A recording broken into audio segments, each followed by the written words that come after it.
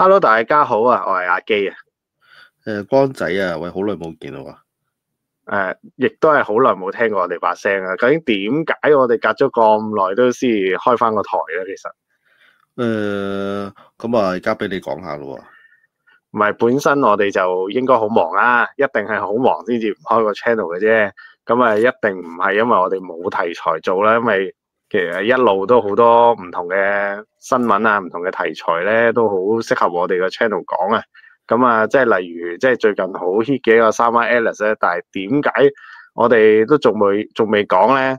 就係因為真係太忙啦，咁所以咧最近呢一年咧真係比較，即係唔可以話比較，係直頭冇出片啊。咁啊，如果你有幸可以撳到我哋嘅 channel 嘅話咧，一係你係新觀眾，如果唔係咧，你就都係應該屎忽撞棍咧，先可以無啦啦見到一個點解會有一個舊嘅 channel，即係可能成年都冇睇，無啦啦有片彈出嚟咧，咁啊呢啲都係緣分嚟嘅，其實都演算法搞錯咗啫，同緣分冇乜關係嘅。通常都係有啲 bug 出現咗，又唔知佢撳咗啲乜嘢，跟住咧就無啦啦推啲舊片出去俾佢睇，肯定係嗰個觀眾嘅問題嚟嘅，唔關我哋事。呢樣嘢咧，我又咁樣諗，點解我最主要點解我會即係開翻呢個 channel 咧？咁啊有時都真係因為我睇咗呢個東方星有訪問啊游學修啊熊仔頭啊小薯茄高拎佢哋嗰條片咧，都係話都係重點有一句我都覺得幾重咧，就係 YouTube 都係講緊個陪伴啊。咁啊，我希望咧。就喺今次有一個新嘅形式咧，就係我決定唔剪片啦。因為之前咧我係有剪片嘅，即係有剪下啲沙沙石石嘅音啊，或者係會加啲圖片落去我哋條正片嗰度啊。咁啊，希望多啲畫面啦。咁咧我決定咧今次咧就係完全唔剪嘅，即係希望大家冇講錯嘢啦。一來咁啊，希望咧就做到呢個陪伴啊，即係做一個 podcast 形式咧，咁啊長即係容易啲去令到大家有一種。即係大家可以連住一齊嘅感覺咁樣，聯繫咁樣樣咯。哦，可以啊，我覺得你呢個諗法幾好啊，同埋咧咁耐冇出現咧，我哋一開始嘅時間都要揾啲嘢熱，揾啲題材熱下身先嘅。咁我哋應該就單刀直入呢個主題。你可以單刀直入嘅，只不過係話我哋陪伴住大家啊。咁啊，雖然一年都冇陪伴住啊，咁但係咧，希望而家開始又再陪翻大家。咁同埋咧，我都想預告定啊，下次咧嗰啲題目咧係不定期嘅，或唔係話不定期，係無題啊。即係諗到啲咩就講乜，或者係我同光仔兩個人自己吹水又得。咁啊，即係重點主打咧，我哋嘅 channel 咧就係陪伴。啊，可能冇主題，可能有主題，可能袋到嘢落袋，可能未必袋到嘢落袋。即係好似今次咁，我咧就係阿光仔同我講個題目咧，咁我就完全冇做功課嘅。咁啊，亦都咧就只係會俾啲臨場反應，即係罐頭嗰啲，哇，或者係嗰啲咁樣樣嘅啫。咁啊，希望咧咁啊做個新形式睇下點樣樣啦。不過我唔會咁 hea 嘅，講下笑嘅啫。哦，咁講真，今次個 topic 咧都有少少接近嚟緊聖誕節嘅，因為咧今次都係想講翻二戰嘅 topic，咁但係二戰嘅 topic 咧就距離而家太遠啦，咁但係咧都揾個接近我哋少少嘅，就係講關於香港嘅時間，香港淪陷啊！哇！咁啊，又適逢聖誕節啦，接近聖誕節噶啦嘛，即係嚟緊一個月後，咁啊，其實呢個時間都係當年咁上下時間發生呢個戰爭噶嘛，即係香港淪陷啊，咁所以就不如講一講呢個題材，就當係熱身哇！你開始係都啦，都好應節喎，都好應節，即係係啊，12月呢啲重大嘅日子咁係啊，整個呢啲。咁沉重嘅題目嘅。係啊，即係你知道啦，近排日本仔又亂講嘢啦嘛，係咪先？咁啊，我哋又梗係講翻佢啲舊賬啦，佢又係做咗啲咩好事咧？咁樣樣咯，係嘛？又幾啱啊，冇錯冇錯，啱係咩？係啊。你跟翻主旋律度，覺得呢樣嘢好好。係啊，個好， beat 啊，個咁啊 beat 冇甩到先得嘅。咁咧就嗱，我哋可以入主題噶啦。咁今次我哋講嘅咧就係呢個香港保衛戰啦。其實保衛戰咧就係喺其實正式嘅嚟講咧就係1941年嘅12月嘅8號。即時係香港時間8號啊，咁就開始呢個戰爭嘅。咁啊，其實打到真係啱啱打到聖誕節嘅，啱啱好十二月嗰個平安夜咧就淪陷噶啦，宣布淪陷，聖誕節就淪陷咗啦。咁啊，呢十幾日究竟香港發生咗咩事咧？我哋就係喺呢度講下，係啦。我印象中之前有睇過書，就係有幾條戰線咁樣樣啦。係啦，咁其實呢啲戰線啦，咁啊香港即係其實抄一抄維基百科咧，大致上都有講過點樣去布防咁樣樣嘅。但係今次咧，因為呢個經過咧，實在就大家都揾得到啊，咁所以我哋就唔重點講嘅，因為但係我哋想講講究竟當時英國佬個態度，究竟係點樣樣去對待呢件戰事啊？到最後真係宣告淪陷，究竟佢哋有冇盡到能力咧？即係盡到佢嗰個用盡咗佢嘅全力去做呢一個準備，真係去應戰咧？我哋就係喺呢個位置講下，係啦。即係或者睇下佢有冇義務啦。佢哋即係始終都係佔據住香港啊嘛，係咪先？我哋而家唔係叫殖民啊嘛。冇即係錯，咁攞咗我哋嘅地方嘅時候，有冇嗰個義務去保護翻我哋先？冇錯啦。究竟當時佢哋有冇盡力咧？咁樣樣，咁其實咧，我哋可以抄翻少少背景資料嘅。咁當時背景資料咧就係其實英國佬咧當時係自從呢個即係日本啦，日本就即係變咗做一個列強嘅時間咧，佢後嚟又即係第一次世界大戰之後啦，日本佢崛起咗噶啦嘛，咁其實英國人咧一早就已經知道噶啦，佢呢個日本咧係唔嘢少嘅，佢亦都知道佢喺遠東地區咧嗰啲殖民地咧，佢遲早係俾人候住，遲早有一鑊打仗嘅。咁但係咧唔好彩啦，咁啱當時希特拉就打咗歐洲，即係令到歐洲成個地方局面就淪陷咗，剩翻英國啊嘛，迅速就擊敗咗多個國家噶嘛，嗰個位置應該可能大家都知道噶啦，係嘛？呢個我就係知道佢1895年嗰陣時明治維新嗰陣時開始咁啊，成為咗強國咯。跟住之後就打俄國，亦都係贏噶嘛。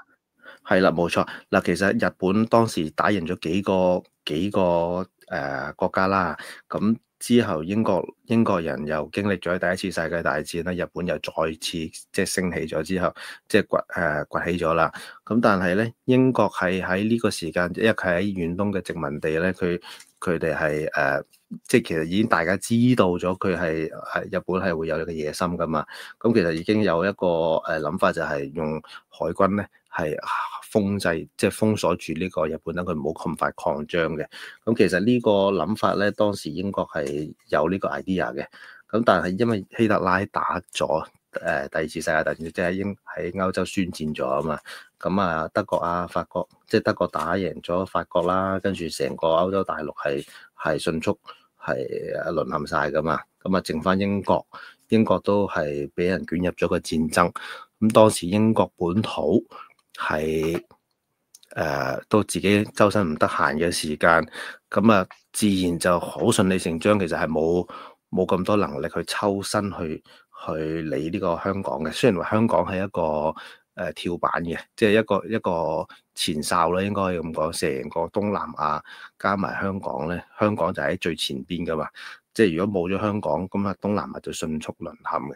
咁所以英國咧，其實係對於香港呢個地方咧，係又想打又唔想打，但係打又冇能力，唔打咧又焗住咧就係預咗淪陷，跟住成個東南亞就係失敗噶嘛。咁其實睇翻歷史又真係，為咗打咗香港之後，成個東南亞就迅速玩得完噶嘛。咁就呢個位置嘅背景就係咁樣樣嘅。咁我又想問一問啊，咁當時即係日本仔打香港嘅時候係幾多年咁樣樣？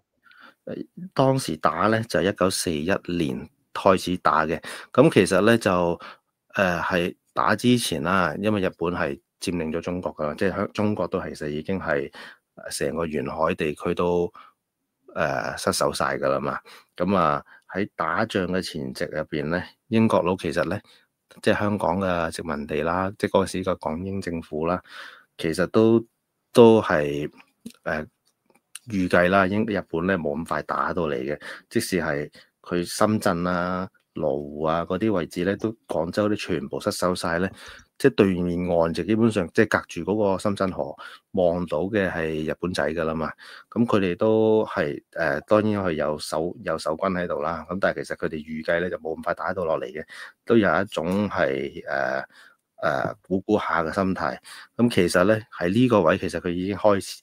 即係開始嘅時候，亦都部署嘅時候都輕敵啦，同埋佢亦都冇咁多守軍喺度，因為佢冇咁多資源係保衛住香港噶嘛，係咯，因為當時應該係德國佬炸緊英國嗰陣時嘅時間，我睇翻資料都應該係1940至41年嗰段時間係一路喺度炸緊倫敦嗰啲地方啊嘛，係啦，咁佢應該都係即係。可以叫做自顧不暇咯。咁如果你再搞香港，又可能分散咗注意力啦。分散咗注意力。咁但係咧就其實兩邊嘅嗱，英國佬咧當時其實丘吉爾啦，其實我都想講丘吉爾。丘吉爾咧都係比較仆街少少嘅，都係有少少賤賤地嘅，因為佢其實當時喺開戰嘅時間咧都有講過嘅，即係大家都可以睇翻資料嘅。即係曾經講過咧，就係香港呢個地方太遠啦，夠嚟就冇意思嘅。我哋英國自己都搞唔掂啦，即係我哋都有更加大嘅戰爭要去應付啦咁樣樣。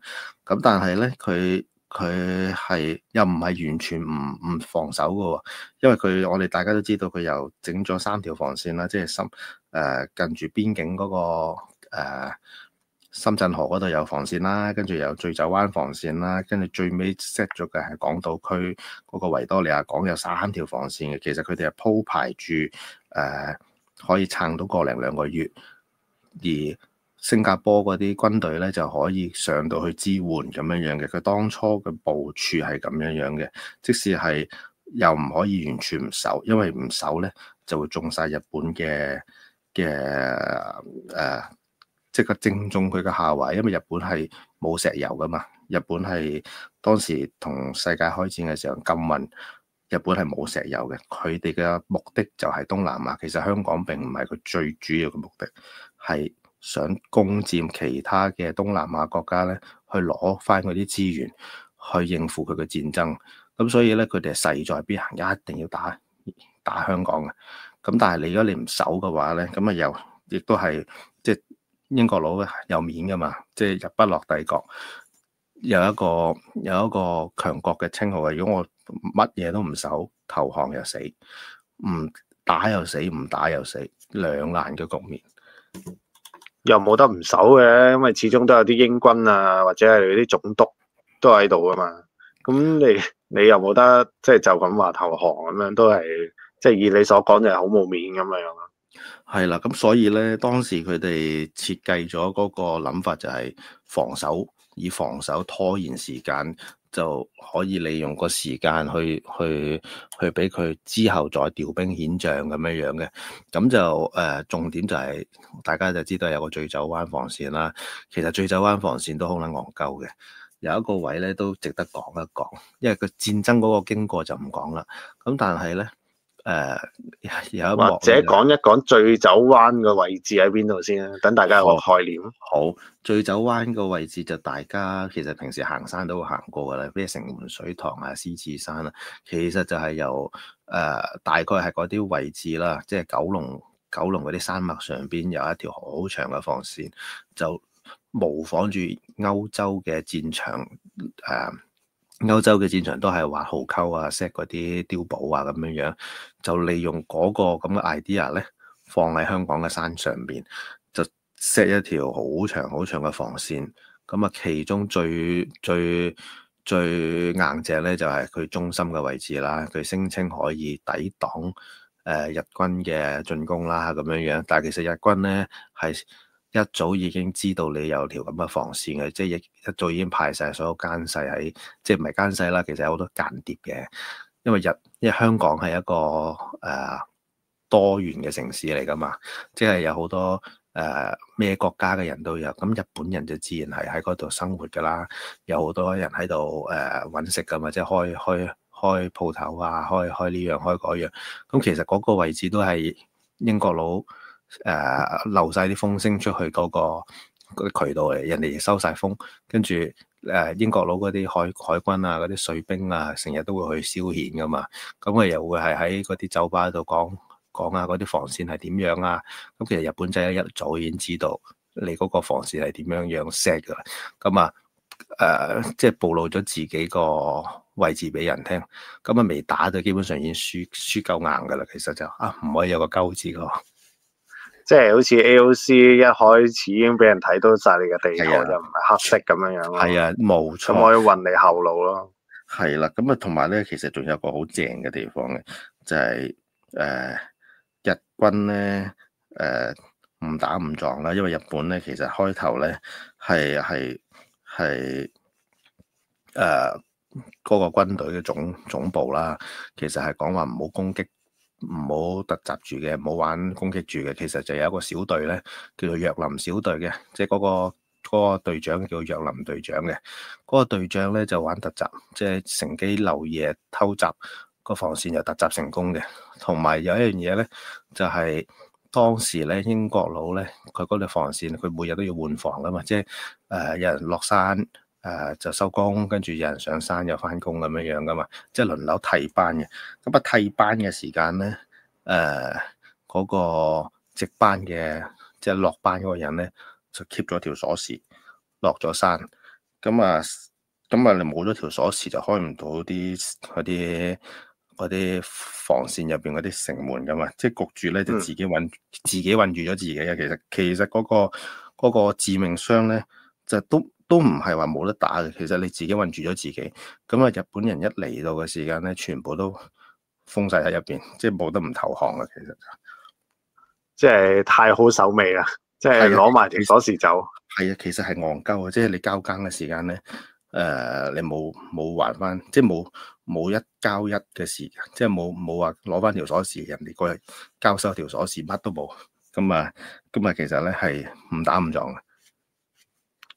即係不過就算係咁啦，我相信因為英國嘅軍隊喺香港嘅人數都唔係好多啊，即係就算撐係啦，都爭好遠嘅，因為就算撐都應該唔會話撐得好耐，但係起碼唔會而家咁樣可以唔俾人運到後路啊，或者自己要係啊作繭自綁咁樣啫嘛。其實因為呢啲係好核突噶嘛，呢件事就係應該其實係讀書嘅時間咧，大家都冇去去講呢啲事嘅，因為呢啲事咧都實在太核突啦，所以咧我諗冇乜人會願意講出口，但係咧都其實都幾英勇嘅，因為其實佢打咗18日喺一個咁實力懸殊又冇空軍乜嘢都冇嘅情況之下，佢都挨咗大半個月咧，都算係咁樣樣嘅。咁但係咧，我真係點解我要講一講丘吉爾係一個賤人咧？佢開頭唔係話唔想打嘅，咁但係咧撐咗10幾日嘅時間咧，丘吉爾佢又改變口風嘅喎。大家叫佢堅守陣地啊，大家咧死撐啊，頂到援軍嚟為止啊。咁但係你乜嘢都冇提供俾人，又叫人哋死撐，就10足10咧嗰啲香港嗰啲好 mean 嘅老闆一樣。哦，咁我都明白嘅，但係即係大家應該聽得我哋嘅台嘅都係平民啊，應該都好明白你嘅意思。即係佢又叫你做，但係佢其實又唔俾到啲任何嘅資源你咯。係啦，又唔可以話嘅，即係要你一個人頂晒所有嘢啊，但係又即係又唔理你啊，第二朝又要交到功課咁樣樣。係啊，咁其實咧，點解要講丘吉爾咧？咁因為又要講一講另外一個都係英國人啦，楊慕琦。楊慕琦就當時嗰個港督啦投降啊嘛，其實咧就應丘吉爾嘅要求啦，就唔可以投降嘅，拒絕投降嘅。咁啊楊慕琦就梗係照做啦。兩次人哋叫你勸降嘅時間咧投降嘅，即係叫你投降佢都冇投到嘅。咁啊到最尾真係喺勢力冇得打嘅時間咧，咁啊楊慕琦係焗住要投降噶啦嘛。咁大家咧就可能估其實咁啊呢啲咁嘅貴族啊，呢啲咁嘅英國社會投咗降咪翻英國咯咁樣樣。其實楊慕琦又冇嘅喎，楊慕琦咧係跟住嗰個香港政府啦。係投咗降之後咧，都再同日本去周旋啊，直到後嚟咧，其實佢係一路做緊戰俘嘅，即係呢個總督其實係冇離開過大家，但係咧就冇錯啦，佢一路後嚟咧係俾人運咗去台灣啊，俾人掉咗去滿洲國啊，咁其實一路都係做緊戰俘，咁啊係一路大家都以為佢死咗。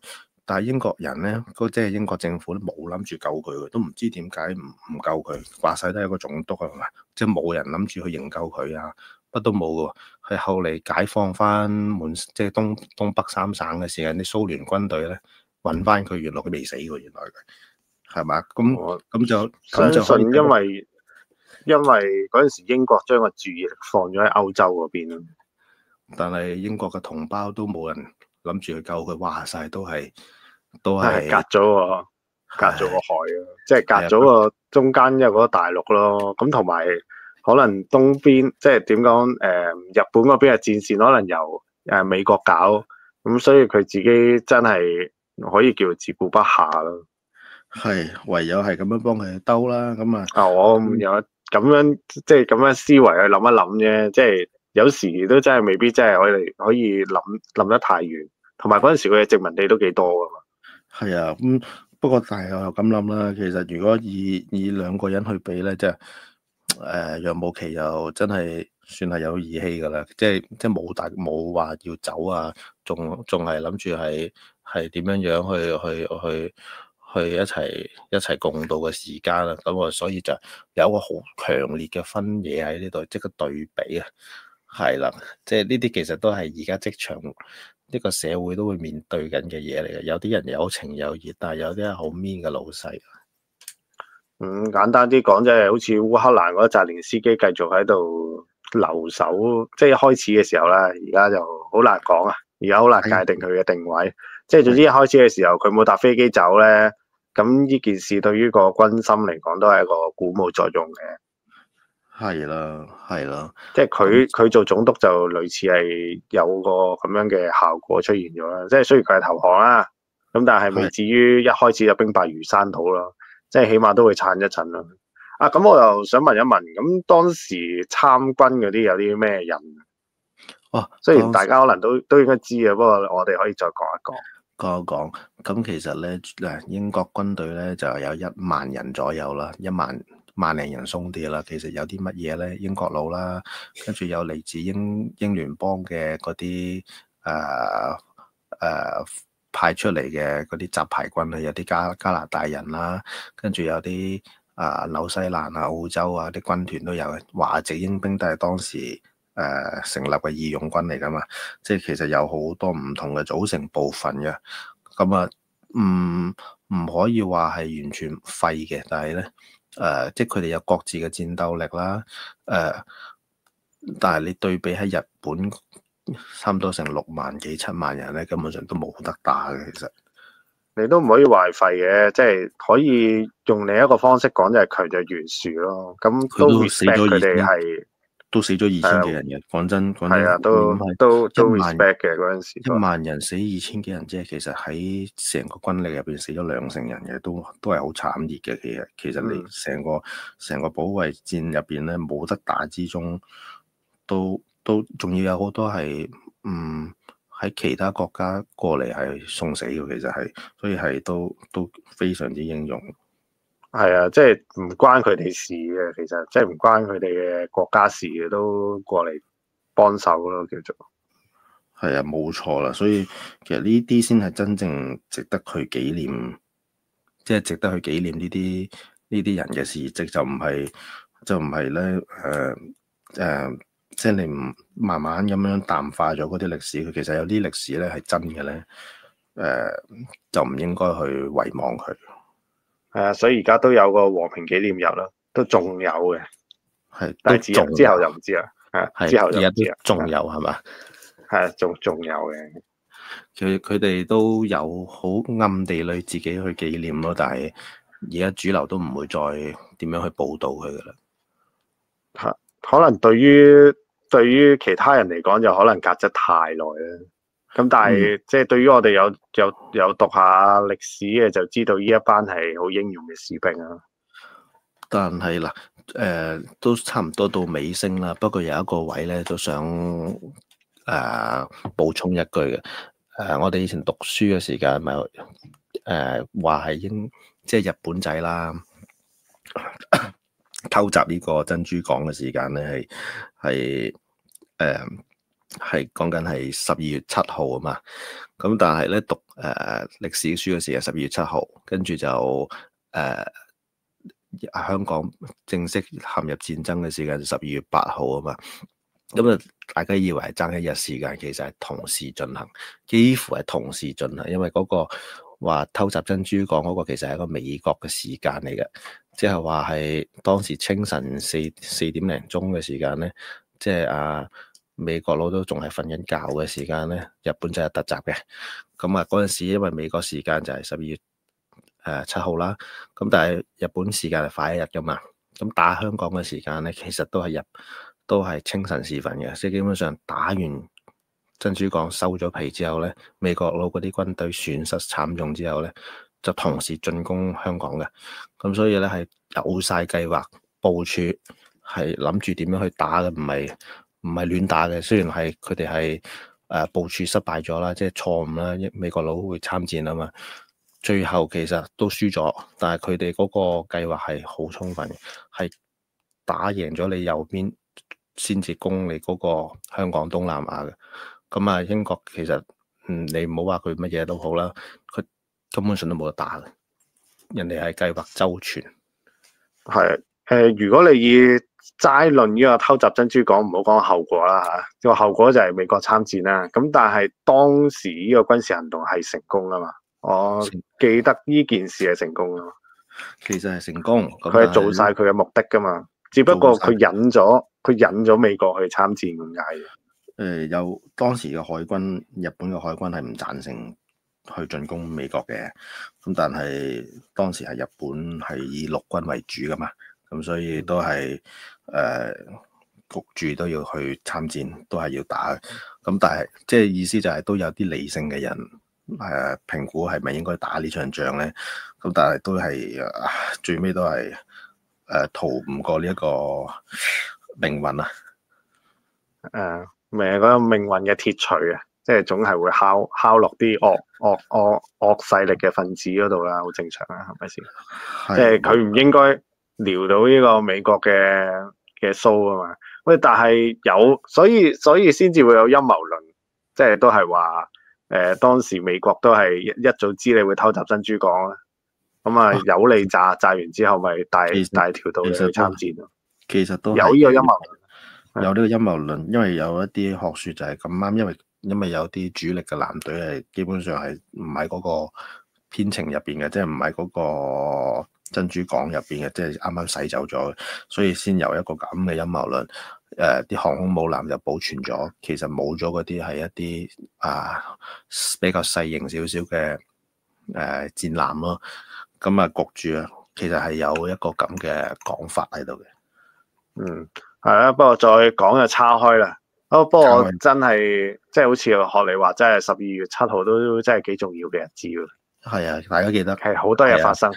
係啊，所以我點解要講12月7號？大家記得投票啊嘛。當然，即係一定要投票，大家記住啊。好，係咁啊，今集係咪都差唔多啦？你啲資料都差唔多啦，因為今次都係閒談啫，都係吹水為主。唔係㗎，你做咗幾多資料搜集啊嘛？都有做資料搜集㗎。我呢啲就真係閒談啦，我呢啲真係做反應啦，係咪先？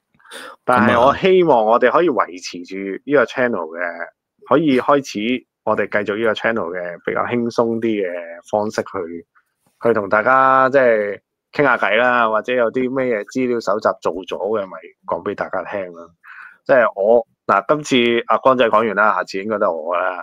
咁啊，如果即係最近比較 hit 嘅話題都係譬如Summer Alice 啊，咁我最近都做翻啲功課。